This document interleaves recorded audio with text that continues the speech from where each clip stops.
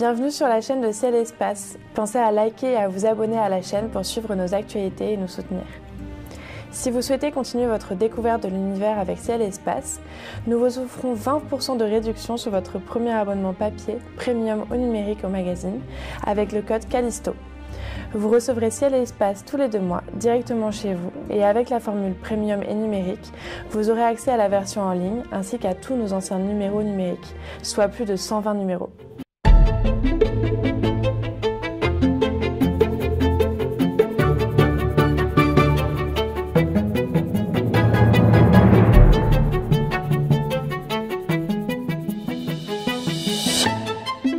Eh bien, bonjour à toutes et à tous. Merci d'être au rendez-vous de ce grand entretien de Ciel et Espace enregistré en public à la Cité internationale universitaire de Paris, en partenariat avec le Club des chercheurs de la Fondation Victor Lyon, avec le ministère de l'Enseignement supérieur et de la Recherche, et la ville de Paris. Alors, c'est évidemment avec un très, très grand plaisir pour Ciel et Espace et un grand honneur pour l'Association française d'astronomie, son éditeur, d'accueillir aujourd'hui mon invité, la nouvelle présidente de l'Académie des sciences, l'astrophysicienne Françoise Combe. Bonsoir, et je suis très honorée d'être ici aussi. Merci beaucoup Françoise, c'est nous.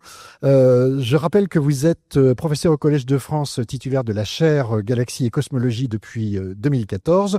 Vous êtes médaille d'or du CNRS 2020, prix international pour les femmes et la science, L'Oréal UNESCO 2021, et à l'Observatoire de Paris où vous conduisez vos activités de recherche. Vous vous intéressez à la formation, à l'évolution des galaxies dans le cadre cosmologique. Mais je voudrais qu'on parle tout de suite du contexte international et des menaces sans précédent qui pèsent sur la science et la recherche depuis l'arrivée de Donald Trump. L'Académie des sciences a publié un communiqué de presse dès le mois de février, alertant sur les conditions dramatiques qui sont imposées aujourd'hui au monde de la recherche.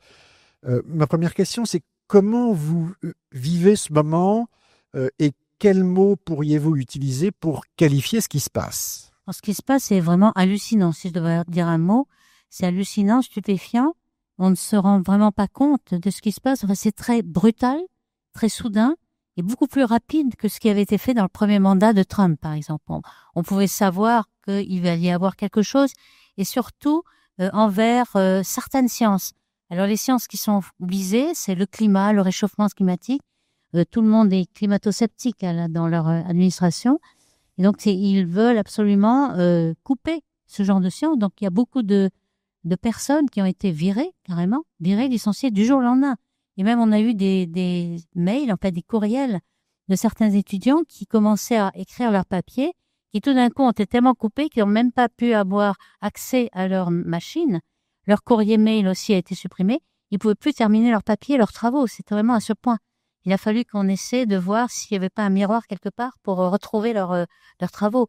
C'est vraiment incroyable.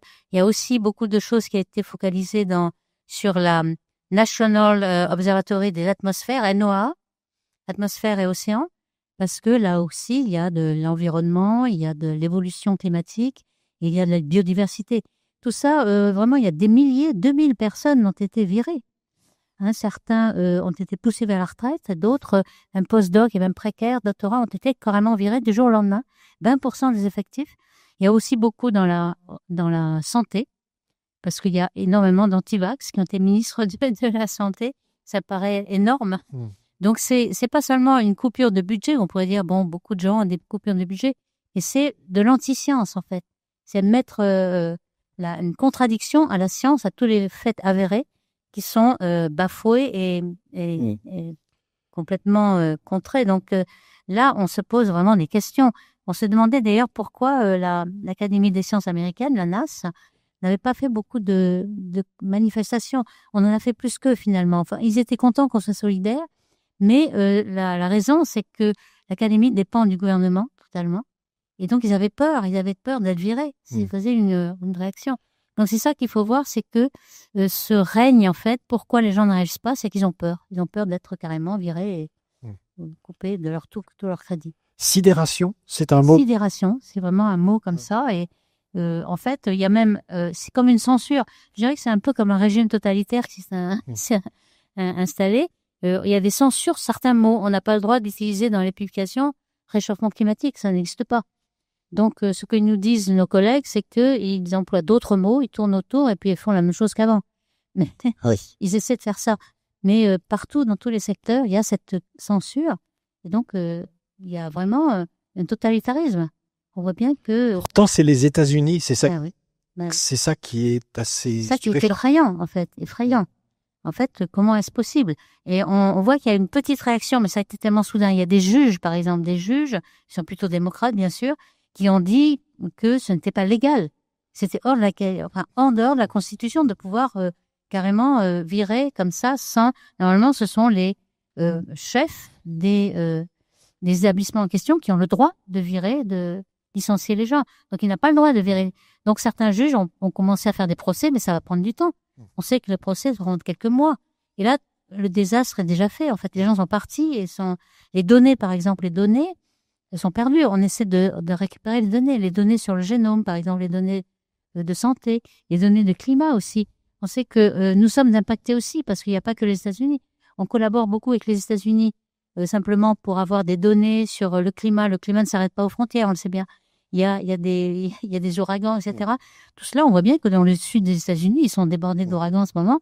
Et ça impacte beaucoup. Casser le thermomètre et éliminer ceux qui savent lire les thermomètres, ça change pas ça change rien. le régime climatique. Finalement, ça ne fait qu'un désastre. Parce qu'on ne peut pas prédire tous ces événements, c'est fini. Alors, au moment où nous enregistrons, on est le 19 mars, on parle de la NASA qui pourrait voir 50% de ses crédits coupés. Comment vous le comprenez? Il a déjà commencé. C'est surtout la NASA qui fait dans ses offices de surveillance de la Terre. En fait, il y a par exemple une chef de la NASA qui était co-chaire du GIEC, qui s'appelle Catherine Calvin, qui a été virée, carrément licenciée. On a licencié le chef. On a supprimé la mission. Ce qui fait que c'est surtout la surveillance de la Terre. Alors, pour les astrophysiciens, on est peut-être un petit peu à l'abri parce que monsieur Elon Musk veut aller sur Mars. Il voudrait développer quelque chose, ce qui est un petit peu stupide. D'ailleurs, on n'a pas besoin de faire venir des hommes sur Mars. Ça va coûter très, très cher et on a actuellement des tas de robots qui sont en train de marcher sur Mars et puis prendre des échantillons et on a énormément de missions scientifiques sur Mars. Donc, on n'a pas besoin de faire venir des hommes. Mais comment est-ce que vous comprenez que des hommes qui utilisent la technique, c'est le cas d'Elon Musk, c'est pas le seul, mais donc qui bénéficient de la science, ignorent à ce point que la science était indispensable pour justement développer les technologies et quelle que soit leur utilisation. Ils ne sont pas d'accord sur quelle science. Ils ne veulent pas admettre que c'est les universités, les chercheurs qui ont raison. Ils ont leurs propres idées et ils voudraient que ce soit leurs idées qui soient les bonnes. Donc, ils voudraient aller sur Mars. On sait très bien que c'est inutile, mais c'est ça qu'ils veulent mettre en avant. Donc, en fait, il y a le vice-président qui en fait beaucoup partie, en fait, J.D. Vance. En 1921, il avait fait un grand discours qui est repris maintenant beaucoup sur YouTube et qui disait l'ennemi, c'est les universités. Quand on dit quelque chose comme ça dans un pays où la recherche, l'innovation, c'est la richesse du pays. En fait, les États-Unis sont le pays au monde qui font le plus de recherche. Et c'est pour ça ils développent beaucoup de choses, les GAFAM, etc., l'intelligence artificielle, et pas que. Et donc, ils sont vraiment à la pointe de la recherche. Ils sont en train de détruire toute leur richesse. Alors, ce qui est dénoncé, c'est l'idéologie woke, c'est-à-dire la diversité, l'équité, l'inclusion, etc., avec des exemples presque caricaturaux. Quand on débaptise le télescope Vera Rubin sous prétexte que c'est une femme,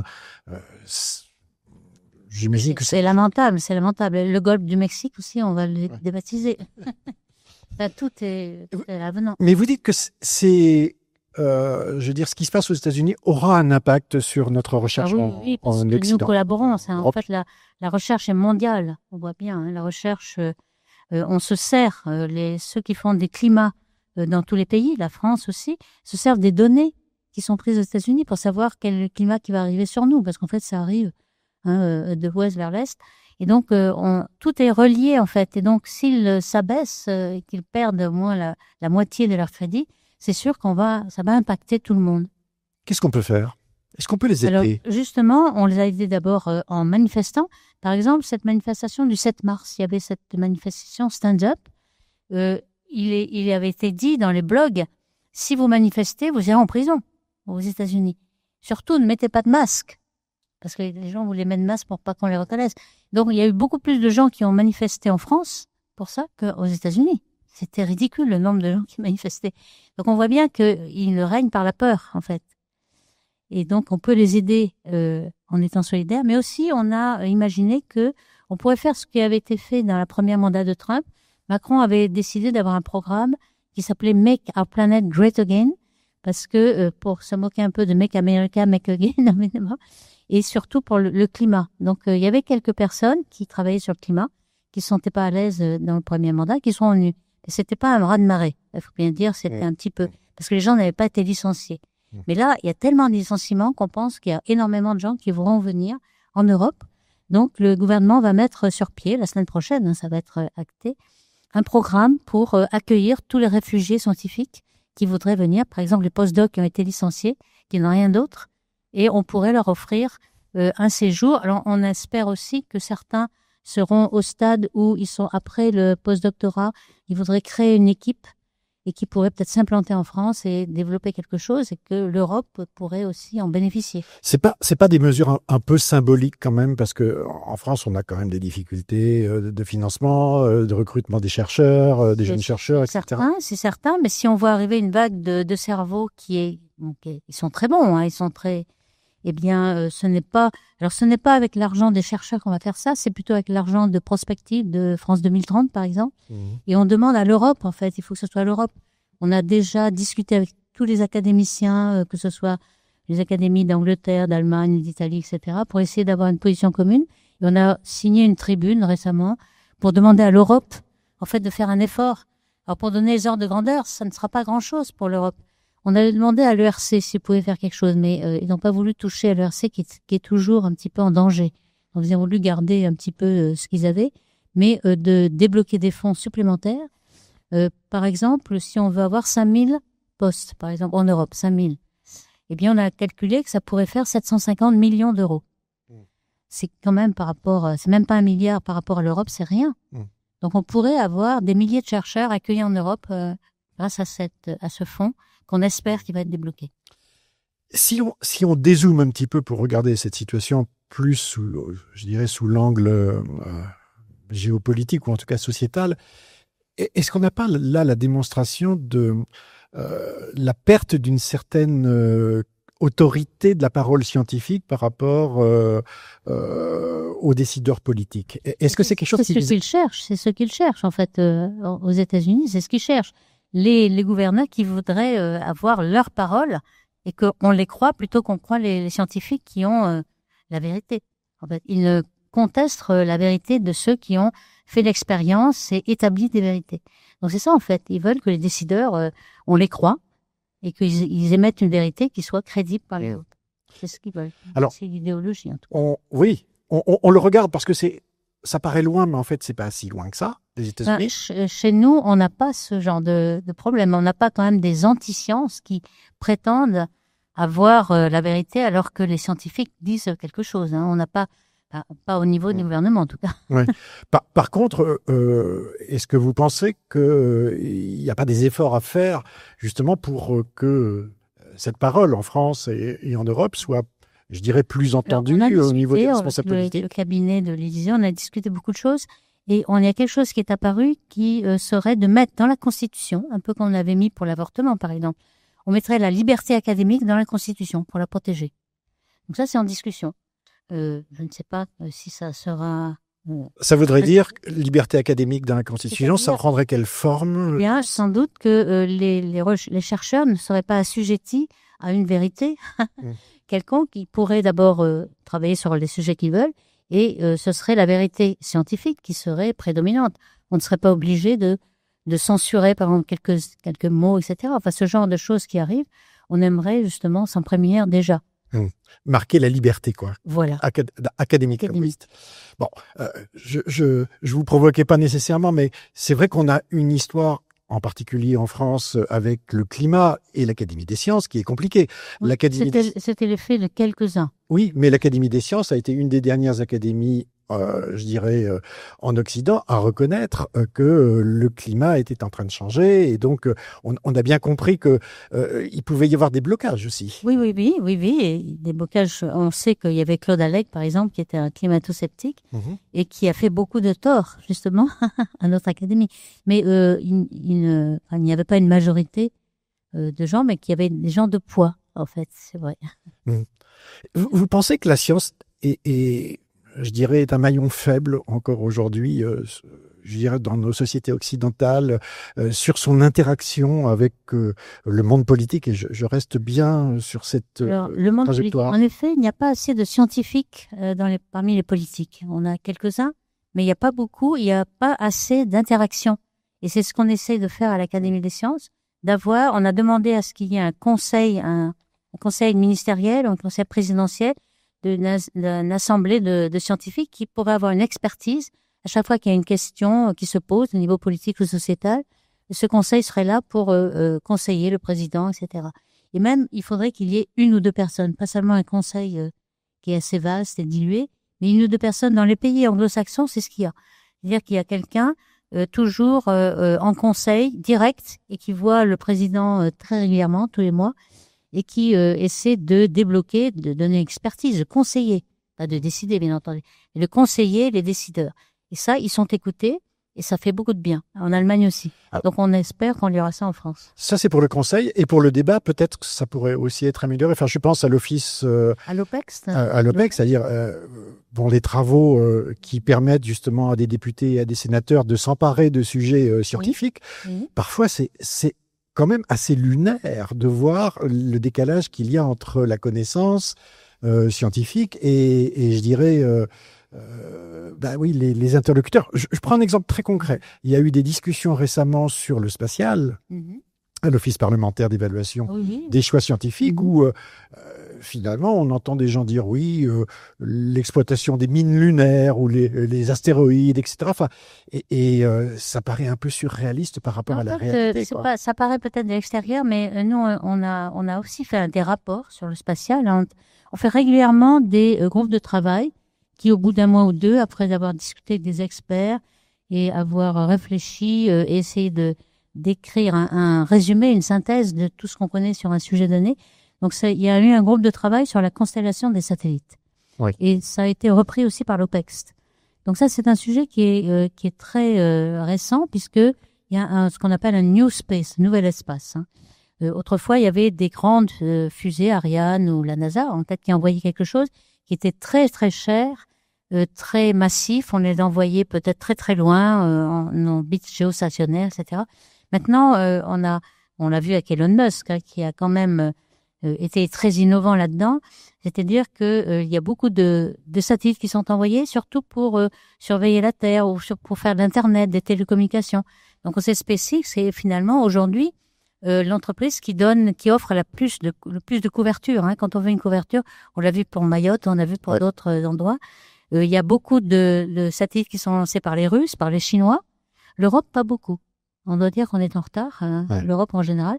C'est surtout les Russes, les Chinois et les États-Unis, mais surtout, celui qui fait le plus de couverture, c'est SpaceX. Et donc, ce sont des satellites qui sont à moyenne altitude et qui vont ensuite tomber dans la mer, etc. C'est pas, ils sont pas permanents, mais ils sont lancés par milliers, on sait bien. Et donc, c'est ça qui fait leur force et qui sont très, très utiles. Alors, on l'a aussi beaucoup discuté, qu'il y a beaucoup d'utilité, mais aussi il y a des inconvénients, c'est-à-dire que pour l'astronomie, justement, optique, lorsque le soleil, au coucher du soleil, fait des réflexions sur satellite, on a des problèmes. Et puis, la radioastronomie aussi, ils envoient des ondes radio. Mais ils sont coopératifs, c'est-à-dire qu'ils essaient de mettre des surfaces qui sont un peu noires, qui ne réfléchissent pas. Et puis, pour la radioastronomie, ils éteignent, lorsqu'on est devant un radiotélescope, on éteint le fonctionnement. Donc, ils sont quand même assez coopératifs. Et finalement, je crois qu'on peut quand même trouver un modus vivendi pour que tout le monde soit content. Parce qu'on ne peut pas dire aux astronomes qu'on va prendre le ciel pour nous tout seul. C'est pas possible. Je vais clore ce chapitre sur le lien entre justement le scientifique et le politique, parce que vous avez signé il y a quelques temps dans Le Monde, ça remonte un peu avant, c'est à un moment de la présentation de France 2030, hein, au moment où Bruno Le Maire était ministre de l'économie, vous avez co-signé une tribune dans Le Monde, et moi j'avais retenu cette phrase, c'est « L'État ne doit pas se détourner de la recherche spatiale sous prétexte de favoriser l'innovation industrielle ». C'est un vrai danger ? Oui, parce qu'à l'époque, le CNES était finalement moteur, surtout pour la recherche, en fait, pour l'observation de la Terre, pour l'astronomie, etc. Et était finalement dans le ministère, non pas de l'économie, mais de la recherche, de l'innovation, etc. Et tout d'un coup, il est passé dans le ministère de l'économie avec M. Bruno Le Maire. Oui. Pourquoi ? Parce qu'en effet, on a vu que grâce à SpaceX, on arrive à faire des fusées qui sont récupérables. On les fait beaucoup moins cher qu'avant. Et donc ça, c'est l'innovation qu'on n'avait pas fait ni Ariane ni la NASA. Donc il faut bien le reconnaître, c'est une innovation qui est nécessaire. Et donc tout d'un coup, maintenant, le nouvel espace fait que on n'a pas besoin d'avoir une industrie d'État, comme Ariane qui était une industrie d'État, la NASA aussi, mais des entreprises individuelles peuvent créer, comme c'est beaucoup moins cher, peuvent créer leurs satellites. Donc maintenant, ça devient un peu commercial. Donc il faut le prendre en compte. C'est autre chose, c'est un nouvel espace. Donc on aimerait que cet élan qui est nécessaire ne fasse pas oublier qu'on en a besoin quand même pour la recherche, et donc c'est ce que pour ça. Pas au détriment de la recherche. Voilà, parce qu'en été, on a l'impression que la balance elle est trop d'un côté. Il faut le faire revenir de l'autre. Bon, écoutez, ça explique aussi, je dirais, votre implication à l'Académie des sciences, j'imagine, parce que vous êtes convaincu que les scientifiques peuvent être des acteurs de la sphère publique. Oui, on essaie aussi. Justement, on va voir des politiques tous les mois. On essaie d'avoir un petit contact. Oui. Et avoir une expertise, et on essaie on nous demande des rapports maintenant, parce qu'en fait, les rapports, on les faisait, on les met sur le site web, etc. Ils sont publics.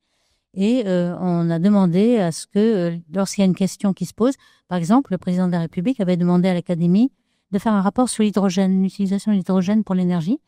Et on a fait un rapport qui était peut-être pas exactement celui qu'il attendait, parce qu'on a dit que c'est peut-être un peu prématuré, un peu trop cher aujourd'hui, et qu'on peut pas développer tout de suite l'hydrogène.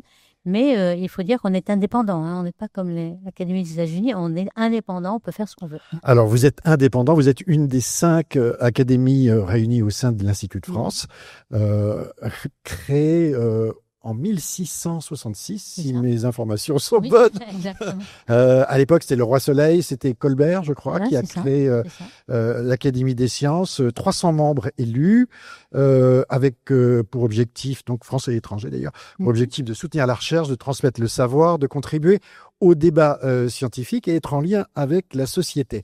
La devise, c'est Invenit et Perfici. Oui, ça, c'est peut-être un petit peu obsolète. Je dirais, c'est un peu en latin.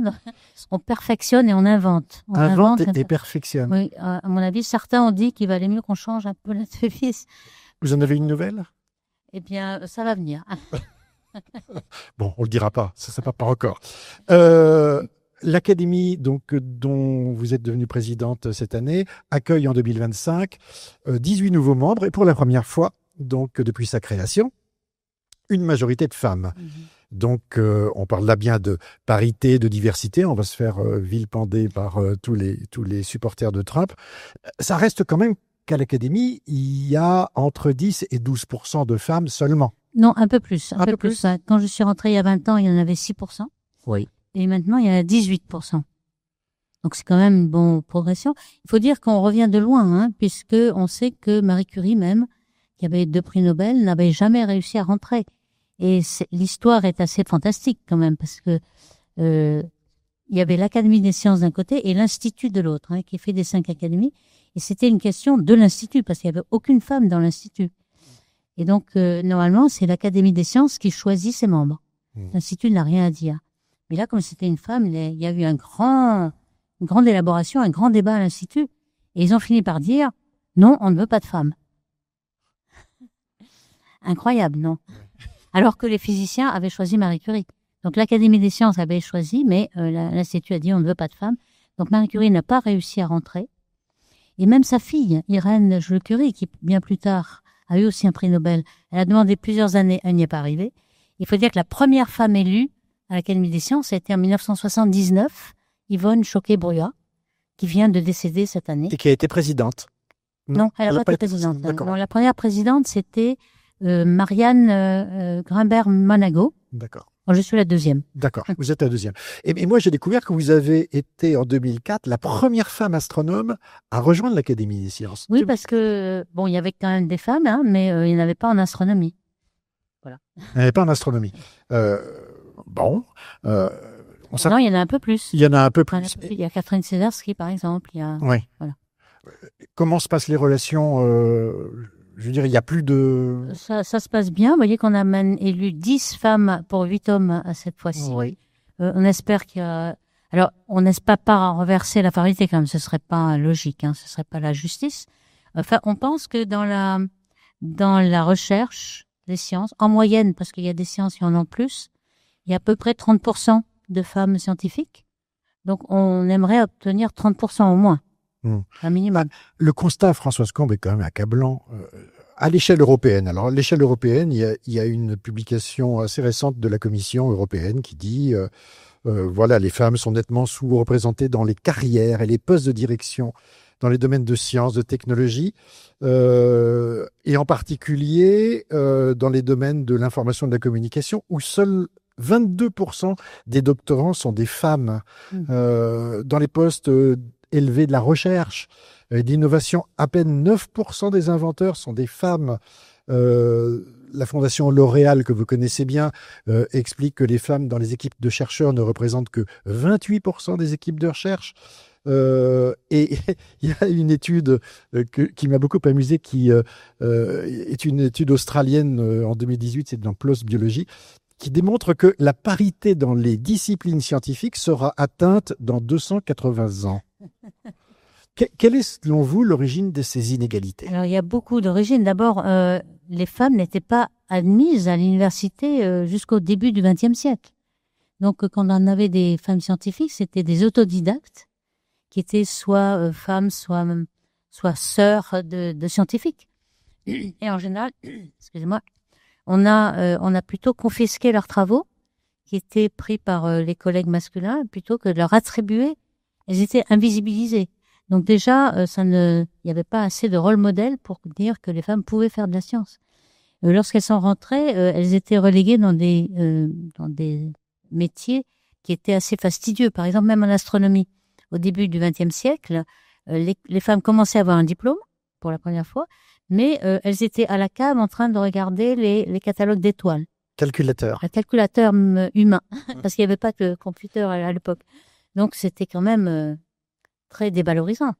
Donc, tout ça n'encourageait pas les jeunes filles à se projeter dans ce genre de métier. Et puis, peu à peu, donc les stéréotypes commencent à changer, mais ils sont coriaces. Donc, ça change peu à peu. Mais quand même, on y arrive peu à peu quand même. Alors, il y a des études qui sont conduites en ce moment et qui sont très intéressantes sur l'origine, c'est-à-dire, là je crois que c'est dans Population et Société où on s'interrogeait, des chercheurs s'interrogeaient sur le rôle des frères et des sœurs dans les jeux genrés pour les enfants. Est-ce qu'on joue à la voiture et à la poupée? Et on se rend compte que ça démarre très très tôt, vers 2-3 ans, que les influences sont extrêmement importantes en fonction de, je dirais, du niveau. Est-ce qu'on est le premier enfant ou le deuxième? Le rôle des parents, de la mère, du père. Donc, je dirais que c'est l'influence de la société. L'influence de la société. C'est ça. Nous avons fait un colloque au Collège de France en octobre dernier sur genre et sciences. Et on a eu beaucoup d'informations. D'abord sur l'état des lieux. Et par exemple, il y avait une étude qui est faite dans toute la France sur des milliers de jeunes en école primaire. Donc à 6 ans, lorsqu'ils rentrent, les sondages de niveau qui sont faits sur les petits garçons et les petites filles sont exactement les mêmes en maths et en sciences. Ils ont les mêmes notes. Et puis, dès les premiers mois de l'école primaire, on voit que ça descend pour les filles, en fait. Et pourquoi? On pense que c'est l'école, en fait, les éducateurs, les professeurs qui ont déjà leurs stéréotypes, hein, même si ce sont des femmes, elles ont les stéréotypes.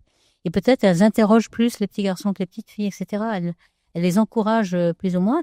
Et puis, comme ça tombait, ce sondage est tombé les années de Covid, eh bien, pendant une année, ils étaient confinés et ils ont fait plutôt une étude à la maison. Et à ce moment-là, il n'y a pas eu de décrochage de filles. Il y avait exactement le même niveau pendant plusieurs mois, pendant 6 mois. ça veut dire que c'était la société et la compétition entre petits garçons et petites filles qui les décourageait. Donc, première chose, c'est combattre les préjugés. Voilà. Deuxième chose, c'est qu'est-ce qui permettrait de donner confiance aux jeunes filles pour... Il y a aussi peut-être qu'il y ait plus de modèles qui montrent que c'est possible d'y arriver, etc. Vous en êtes un. Par exemple, on n'est pas assez nombreux. Oui. Donc, il faut des modèles, beaucoup plus de modèles dans tous les métiers. Biologie, sciences, maths. Maths, il n'y en a pas beaucoup. Et puis aussi, il y a beaucoup de dévalorisation dans les métiers, en fait. On n'arrive pas à noter et à donner autant de crédit à des femmes que des hommes dans leur même métier, même si elles ont égalité. Il y a encore une discrimination. On le voit, que ce soit des crédits. Certains Américains avaient fait cela. Ils avaient mesuré la taille des bureaux entre les femmes et les hommes. Il y avait une grande différence. Rien que ça. Rien que la taille. Rien que ça. Vous voyez, c'est pas grand-chose. Donc les femmes étaient un peu dévalorisées alors qu'elles étaient aussi bonnes. Donc les crédits, la taille des bureaux, c'est facile à mesurer. Et tout ce genre. Et puis après, il y a aussi le fait que les femmes sont toujours les premières à s'occuper de la famille, du soin aux enfants, etc. Et donc ça prend du temps. Il n'y a pas que la maternité qui serait petite, mais il faut toute l'éducation pendant 20 ans. Elles s'occupent beaucoup plus. Lorsqu'un enfant est malade, elles arrêtent leur travail pour y aller, etc. Et là, ce n'est pas assez partagé entre hommes et femmes. Donc ça vient un petit peu. Il y a plusieurs hommes qui le font, mais à ce moment-là, ça les dévalorise dans leur carrière. Et puis pour reprendre après ça, c'est beaucoup plus difficile. Donc il y a ce qu'on appelle un tuyau percé. C'est-à-dire qu'au départ, on a un certain pourcentage, et puis peu à peu, en fonction de la carrière, en haut de la carrière, il y a beaucoup moins de femmes qu'au début. On a dit 30%, mais dans les positions élevées de directeurs, etc., à la fin, c'est 11%. Donc, ça tombe en fonction du temps. Olivier Bernet, qui a fait une étude, écrivait « Quand on est une femme issue d'une formation universitaire, on a 4 à 5 fois moins de chances d'être reçu à l'ensemble des concours pour devenir astronome que si l'on est un homme diplômé d'une grande école. » Oui, bon, là, il y a aussi les grandes écoles et les universités. Hein. Il y a aussi ça. C'est pas seulement un effet de genre. C'est pas seulement un effet de genre. Vous seriez pour l'existence de quotas? Alors, les quotas, ça a été beaucoup discuté. Par exemple, à l'Académie, on s'est dit à un moment donné, peut-être qu'il faudrait pousser et dire qu'il y a tout d'un coup des places réservées aux femmes. Et là, il y a eu beaucoup d'opposition, et même des femmes elles-mêmes, parfois. Parce que ils disaient, bon, mais finalement, on va me dire que je suis là rien que parce que je suis une femme, et pas parce que j'avais une grande qualité scientifique. Donc, il faut pas les dévaloriser encore plus. Il faut pas, si on a des quotas, ça veut dire qu'on a dévalorisé leur position. Est-ce que ça veut dire aussi qu'on pourrait changer les conditions de recrutement des postes permanents et pas attendre 5, 6, 7 ans après de postdoc pour... Oui, parce que c'était ça il y a 30, 40 ans. C'est pour ça qu'il y avait 30%, 35% même de femmes. Maintenant, en effet, il faut attendre beaucoup plus. C'est-à-dire que la compétition pour avoir un poste permanent est plus grande. Les temps ont changé, en fait. Et peut-être... alors, dans un sens, c'est très pénalisant pour les femmes. Dans l'autre, dans la société, il vaut mieux avoir une certaine mobilité, en fait. On s'aperçoit que même les jeunes, ils ne veulent pas rester toute leur carrière dans un même métier. Ils aiment bien changer.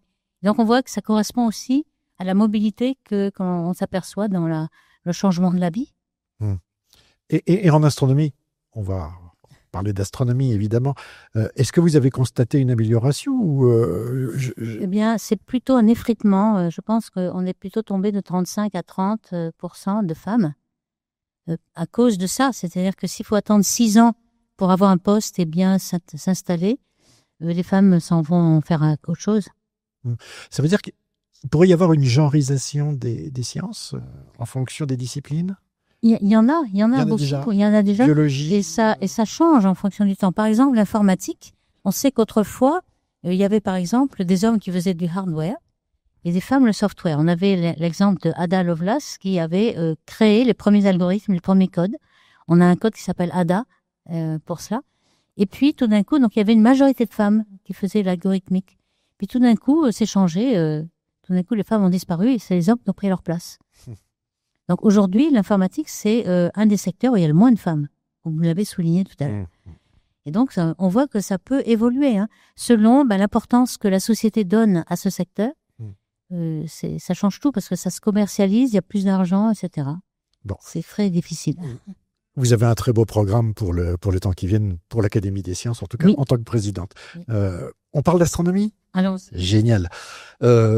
Françoise, comme vous avez fait votre thèse avec Roland Omnes et Evry Schatzman sur un modèle, je dis bien modèle d'univers, symétrie, matière et antimatière, vous avez constaté que ça correspondait pas aux observations.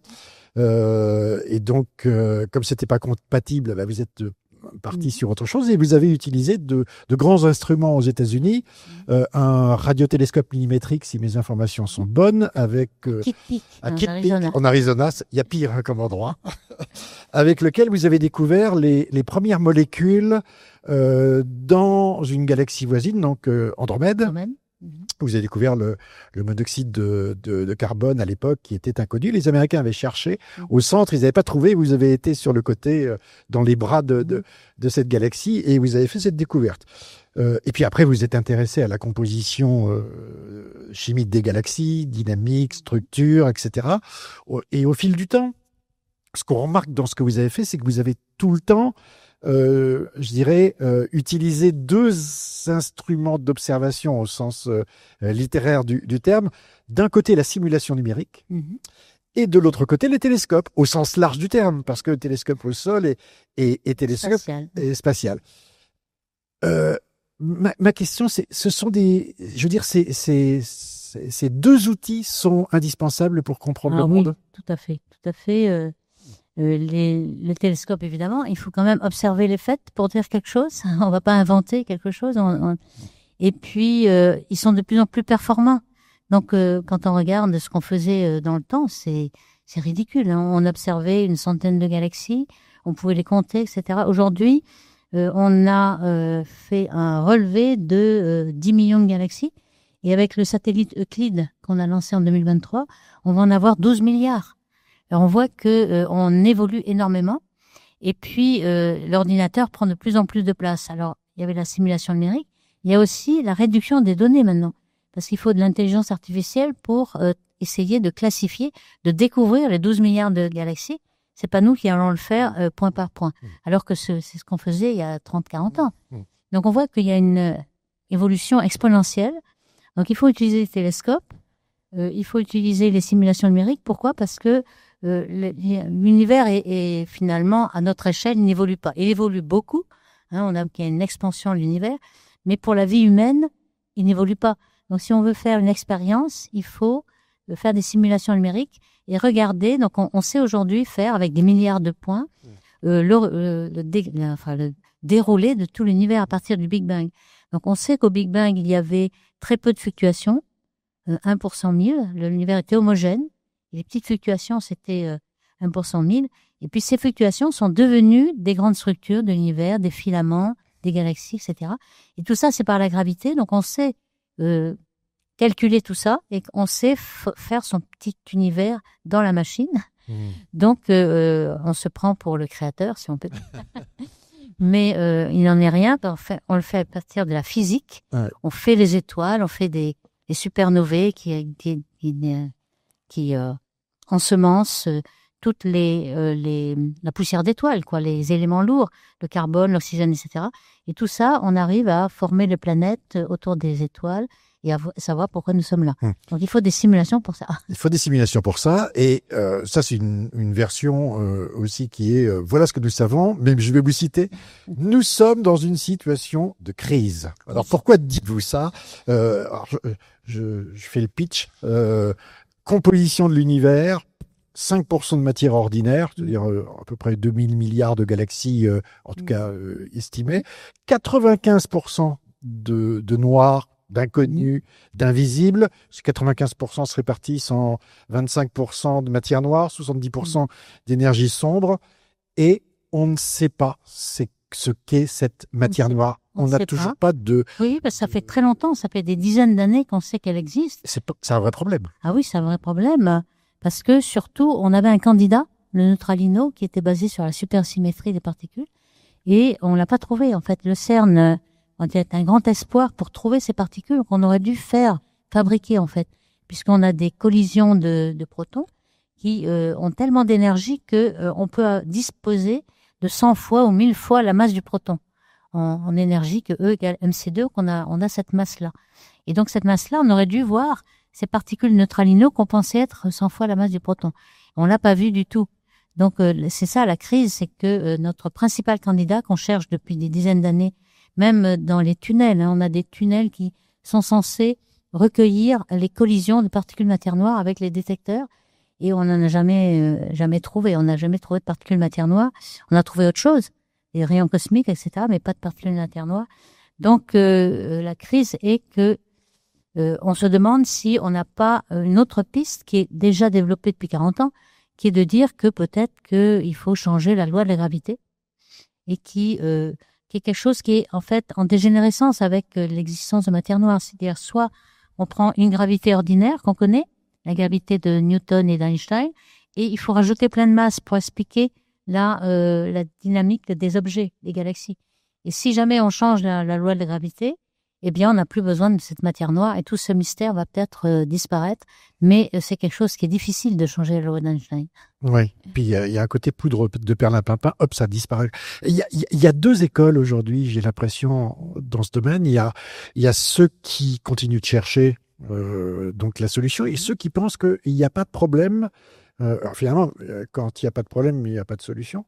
Donc, soit on a mal compris la gravitation, ce que vous nous dites, soit on a mal mesuré finalement parce qu'on a étendu à l'ensemble de l'univers des mesures locales. Je prends un exemple très précis. Oui, alors là, c'est une hypothèse qui ne marche pas. Je la détaille juste pour que vous puissiez réagir. Certains astronomes pensent que la mesure, par exemple, des mouvements de notre galaxie ou des galaxies dans notre environnement proche montre que finalement, on ne peut pas dire qu'il y a autant de matière noire qu'on le croit et qu'on s'est peut-être trompé dans la mesure. Comment répondez-vous à cela ? Ce n'est pas vraiment établi. En fait, on a la Voie lactée, la nébuleuse Andromède. La Voie lactée, nous sommes à l'intérieur. Donc, on ne peut pas vraiment mesurer la courbe de rotation. On ne connaît pas bien les distances. On est complètement dedans. Et les distances, les vitesses sont très, très floues. On a des barres d'erreur énormes. Donc, ce qui est beaucoup plus facile, c'est les galaxies extérieures. Parce que vous avez un disque qui est un peu incliné. On sait où sont les choses par rapport au centre. Dans notre galaxie, on voit tout par la tranche. On ne sait pas où sont les objets par rapport au centre. Donc, il y a énormément d'incertitudes. Et en plus, notre disque de galaxie est tordu. Et donc, il faut d'abord savoir pourquoi il est tordu. La vitesse n'est pas la même si le plan est tordu, vu de face ou vu de profil. Donc, tout ça, dans notre galaxie, c'est très, très incertain. Il faut des galaxies qui sont à peu près inclinées moyennement de 40 degrés, pas par la tranche ni de face. De face, il n'y a pas de vitesse, il n'y a pas d'effet Doppler. Donc, on a des milliers de galaxies maintenant comme cela, bien déterminées, qui ne sont pas perturbées, parce qu'il y a des compagnons qui perturbent les galaxies, qui perturbent le disque. Donc, le disque n'est pas à l'équilibre. Il faut évidemment des galaxies qui soient à l'équilibre pour avoir bien la vitesse qui nous donne la masse. Et ça, on l'a pour des milliers de galaxies.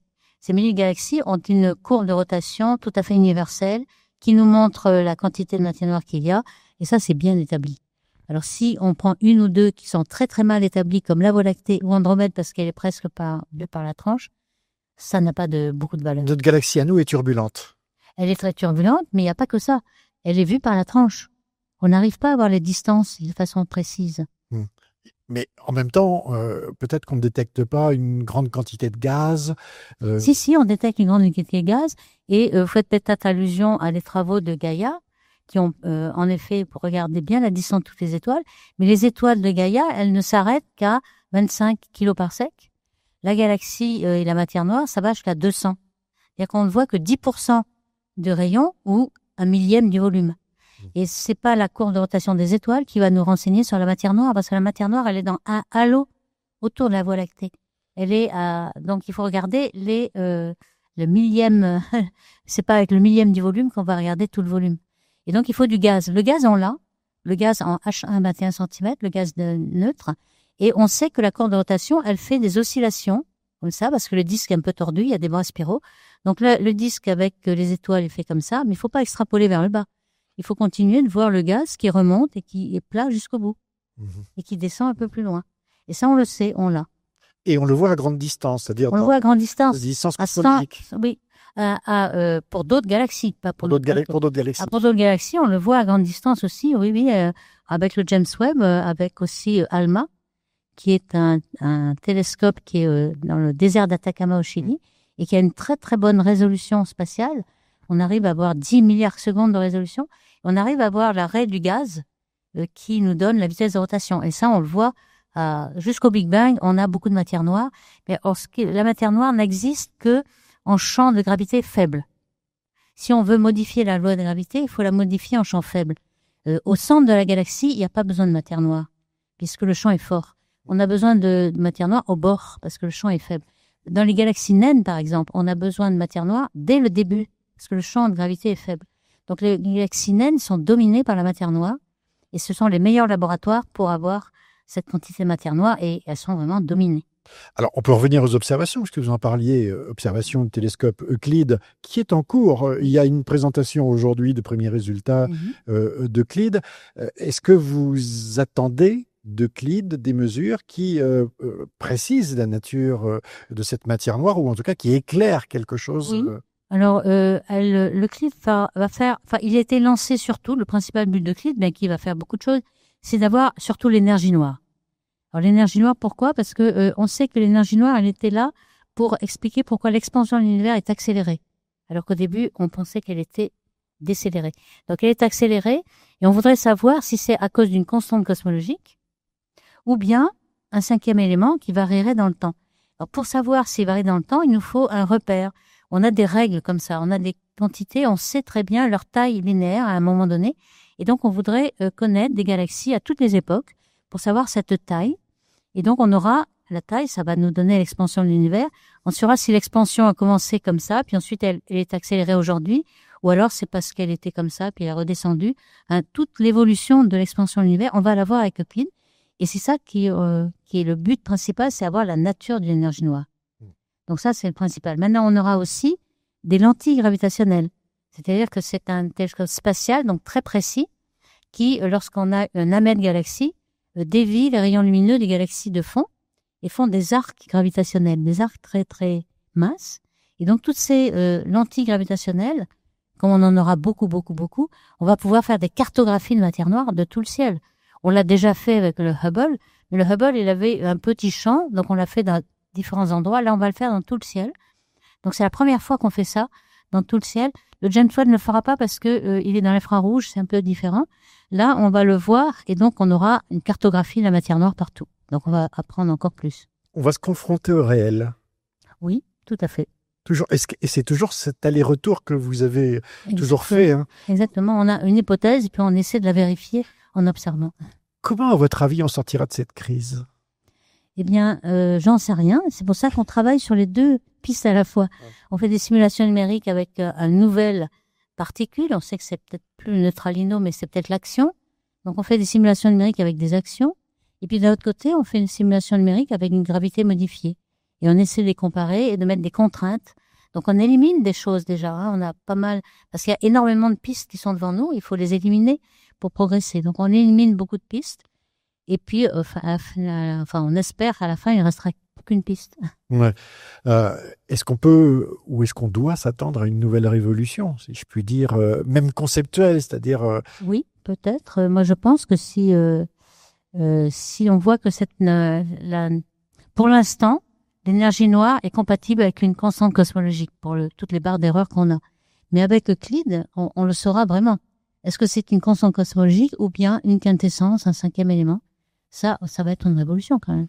Donc pour vous, la clé, c'est vraiment ce que va faire Euclide. Vous concentrez sur ce satellite-là. Et puis ensuite, il y aura pour les courbes de rotation et la matière noire, ce qui sera plus essentiel, c'est le télescope SKA, qui veut dire Square Kilometer Array, qui est un télescope qui est en train d'être construit, mais au sol, cette fois-ci, en Afrique du Sud et en Australie, en radioastronomie. Parce que les courbes de rotation, comme on vient de le dire, c'était surtout le gaz d'hydrogène. Et les gaz d'hydrogène, c'est à 21 cm de longueur d'onde. Donc, c'est la radioastronomie. Et c'est lui qui nous donne les courbes de rotation plates. L'optique, les étoiles, c'est pas suffisant. Donc, il nous faut le gaz. Et le gaz, pour l'instant, 21 cm, on n'a pas assez de sensibilité. Donc là, on aura 1 km² de surface, c'est-à-dire 1 million de mètres carrés de surface. On aura une grande sensibilité. On pourra faire toutes les courbes de rotation très, très loin dans l'univers et vraiment peut-être savoir ce que c'est cette matière noire. On n'a jamais autant disposé d'instruments C'est vrai, on est exceptionnels. Enfin, vous citez le futur, mais en JWST, voilà. James Webb Télescope, envoyé par les Américains et aussi des instruments européens. J'imagine que lorsque vous avez vu ce qu'on appelle les galaxies du bout du monde, ça a été quelque chose d'extraordinaire pour vous. C'était extraordinaire parce que comme elles sont très décalées vers le rouge, on avait besoin d'aller dans l'infrarouge pour les voir. Hubble n'arrivait pas à aller vraiment tout au bout. Donc, on a découvert un grand nombre de galaxies plus massives que prévu. Et surtout, ce qui m'intéresse beaucoup, c'est que on pensait que les barres, les spirales, tout ça, ça s'arrêtait à la moitié de l'âge de l'univers. On voyait que c'était seulement l'évolution tardive des galaxies. Et on s'aperçoit que c'est tout au début, on voit autant de barres et de spirales maintenant. Parce qu'en fait, il fallait le regarder en infrarouge pour les voir. Donc maintenant, on pensait qu'il n'y avait pas de spirales, de barres dans les galaxies. On les voit avec le James Webb. Alors ça, c'était une surprise aussi. Et évidemment, mais je dirais c'est pas votre domaine d'expertise, c'est les exoplanètes, les observations qu'on a aujourd'hui. Vous avez cherché des molécules dans d'autres galaxies, mais on en voit maintenant dans des atmosphères planétaires. C'est une révolution permanente. Ah oui, ça c'était fantastique. Par exemple, même avec ALMA, avant même le James Webb, on a vu des disques protoplanétaires où il y avait ce qu'on appelle les fossés, les gaps. Et les fossés, ça veut dire qu'il y a une planète qui a fait le vide autour d'elle. En fait, elle a avalé tous les planétésimes. Et donc, quand on voit ces disques, on avait fait des simulations. Lorsque les premières images de ALMA sont sorties, on avait cru que c'était une simulation tellement c'était précis et beau. En fait, c'était des observations. Et donc, on s'aperçoit qu'on détecte autour des étoiles un grand nombre de planètes par ce biais, et maintenant avec James Webb aussi. Je voudrais pas, chercher l'oxymore à tout prix, mais on a démarré avec Trump et on finit, je dirais, notre discussion par des galaxies lointaines avec, je dirais, le plaisir de la recherche, de la quête, etc. Et il y a un travail absolument gigantesque à faire pour diffuser l'information, la connaissance scientifique dans la société. Est-ce que c'est pas la mission prioritaire aujourd'hui? C'est ce que les scientifiques font, ils essaient de le faire. À l'Académie des sciences aussi, on a cette mission de diffuser la science. Donc on fait beaucoup de conférences débats. On a un auditorium où on fait des conférences qui durent plusieurs jours, qui comprennent 300-400 places. Donc on a fait beaucoup de diffusion. Et je pense que beaucoup d'observatoires, d'instituts font beaucoup de diffusion aussi. Donc je pense qu'il faut absolument diffuser la science puisque c'est le public qui la paye en fait avec ses impôts, n'est-ce pas? Oui. Et donc il faut absolument que les scientifiques retournent toutes les connaissances envers le public. Mais est-ce que ça questionne pas sur la façon de communiquer entre les scientifiques et le public quand vous voyez effectivement monter les antisciences, mais en fait, ils n'ont pas touché les galaxies encore, on est tranquille. Ils n'ont pas touché les galaxies parce que c'est trop... C'est pas interdit, le mot galaxie n'est pas encore censuré. C'est ça, oui. Parce que le mot Big Bang non plus. Vous avez des galaxies plates en plus, j'imagine. Voilà. Ah oui, c'est ça, en plus, ça existe vraiment. Ouais, c'est que l'univers n'a pas de courbure, il est plat, l'univers, comme vous le savez. Oui. Je vous ai pas demandé comment vous êtes arrivé à vous intéresser à l'astronomie. C'est simplement quand je suis sortie de l'école, en fait, il fallait choisir une thèse de 3e cycle. Vous avez rappelé que j'étais allée voir Schatzmann, qui faisait de la cosmologie symétrique matière-antimatière. Ouais. Je me dis, tiens, ça c'est fantastique, qu'on puisse encore faire quelque chose sur la cosmologie du Big Bang. Et donc, je me suis intéressée à ça, et c'est comme ça que ça a démarré. Oui, mais là, vous étiez déjà grande.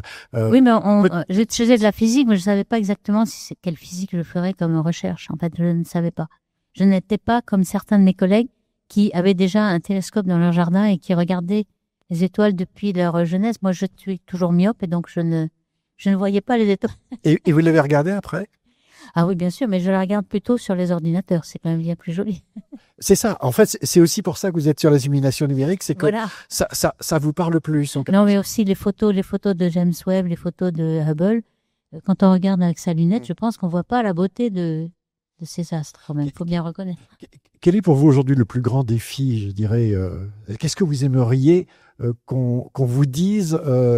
Alors, est-ce que c'est la matière noire? Est-ce que c'est la vie? Je crois que c'est quand même le mystère qui nous taraude depuis très très longtemps. Est-ce que vraiment il y a une matière noire ou bien une modification de la gravité? Et ça, on y travaille beaucoup parce que modifier la gravité, c'est pas facile. Et donc, ça fait 40 ans qu'on essaye. Donc, quand on aura bien trouvé, on progresse. Hein, on a fait beaucoup de progrès dans ce domaine. C'est presque au bout. Mais je pense que quand on aura la solution à ce dilemme, on sera quand même ravis. Ravi, mais on dit souvent que moins il y a de physique, plus il y a de métaphysique. La question du sens et de l'origine du monde, j'imagine, vous interroge aussi. Bien sûr, bien sûr. Alors justement, tout le monde nous pose la question, qu'est-ce qu'il y a au niveau du Big Bang, avant le Big Bang? Et en fait, on a une théorie maintenant, hein, l'inflation. L'inflation qui est dans les premières secondes de l'univers, hein, en fait, la théorie que l'on a, c'est de dire que au niveau du Big Bang, il n'y a rien. Il y a le vide. Il y a le vide avec des fluctuations du vide quantique. On connaît dans les laboratoires, on sait que le vide, lorsqu'il n'y a rien, pas de particules, pas de lumière, rien du tout, il y a quand même des fluctuations qui sont dues au principe d'incertitude de Heisenberg. Donc, on sait qu'il y a des fluctuations et on pense que l'inflation a fait grandir ces fluctuations de manière à faire cette fluctuation que l'on voit dans le fond cosmologique et qui ont fait des structures aujourd'hui. Donc, c'est plutôt... on a une petite explication qu'on va tenter de confirmer parce que pour l'instant, c'est une hypothèse. Mais on pense que si ça existe vraiment, il y aura des ondes gravitationnelles de très grande longueur d'onde. Et ça, on essaie de le détecter avec des pulsars. Vous savez, des étoiles neutrons qui tournent très vite et qui nous donnent une précision énorme sur leur pulsation. On a 14 chiffres significatifs. Donc, si on regardait plein de pulsars, des centaines de pulsars à des endroits donnés, leur pulsation qu'on détecte va être modulée par les ondes gravitationnelles, c'est-à-dire les déformations de l'espace. Et donc, on va les détecter. On commence déjà à les détecter. Et avec SKA qui va détecter des milliers de pulsars, on va vraiment faire un très, très grand progrès. Donc là, on aura peut-être la solution de ce qu'il y avait avant le Big Bang.